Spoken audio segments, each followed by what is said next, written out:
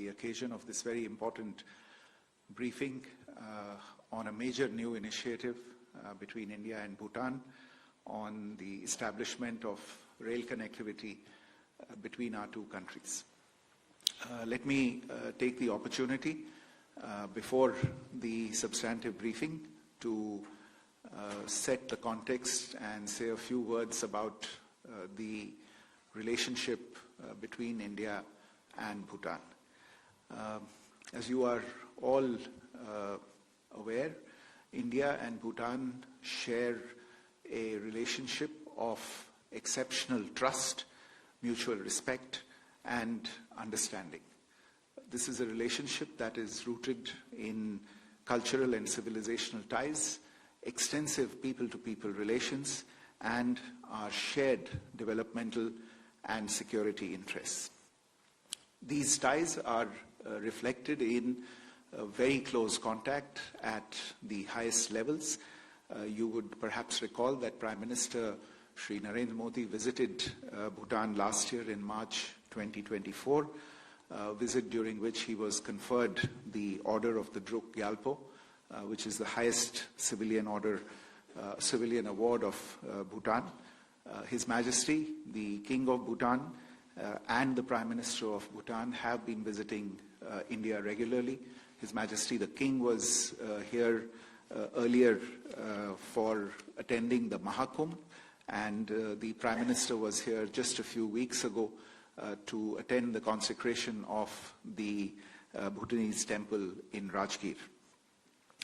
On the bilateral relationship itself, the Government of India has been Bhutan's largest provider of developmental assistance and has played a vital role in its modernization, especially in the areas of infrastructure and the overall economic development of the country.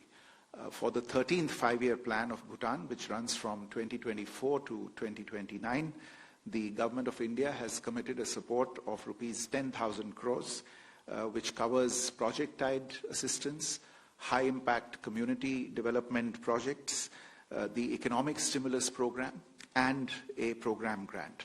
And this quantum constitutes a 100% increase over the 12th five-year plan figures. Just a few words about some of the major areas of cooperation. Energy and power is one of the highlights of this particular relationship. Our two governments have successfully collaborated on joint development of 5 hydroelectric projects. These are Chukha, Tala, Mangdechu, Kurechu, and the Punatsangchu 2, which has just been completed very, very recently.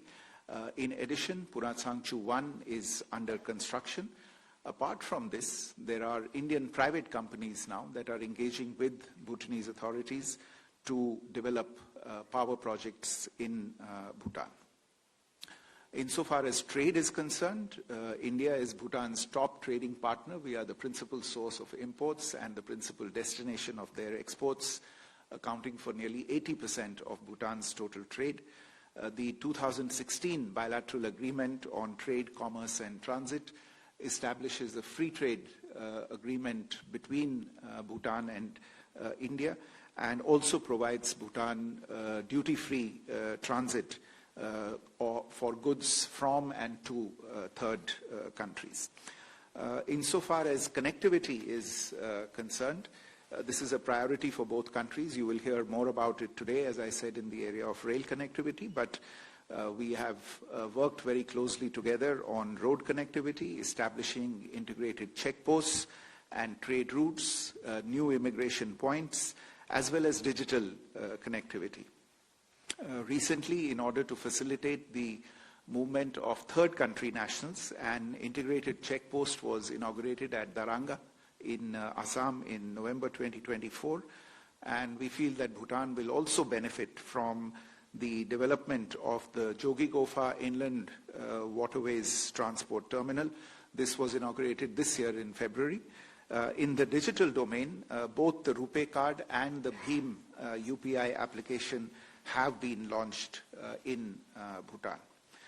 Some of you who are following developments in Bhutan closely would be aware that the government there is developing the Gelefu Mindfulness City project bordering Assam. This is an initiative under the direct guidance of His Majesty, the King of Bhutan.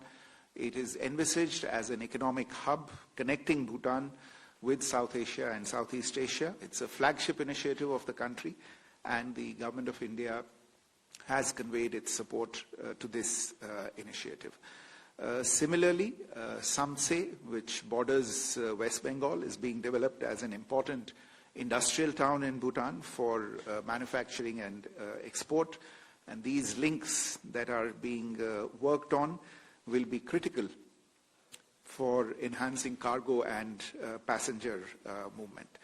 So it is in this context of this very, very special relationship that the two governments have agreed to establish two cross-border rail links between Banarhat and Samse and Kokrajhar and Gelefu. This will be the first set of rail connectivity projects with Bhutan. The memorandum of understanding for this connectivity was actually signed during the visit of the Prime Minister to Bhutan that I mentioned a short while ago last year, the one that took place last year. And this MOU will be formally signed later today in New Delhi on the occasion of the visit of the Bhutanese Foreign Secretary. If you like the video, do like, comment, share and subscribe.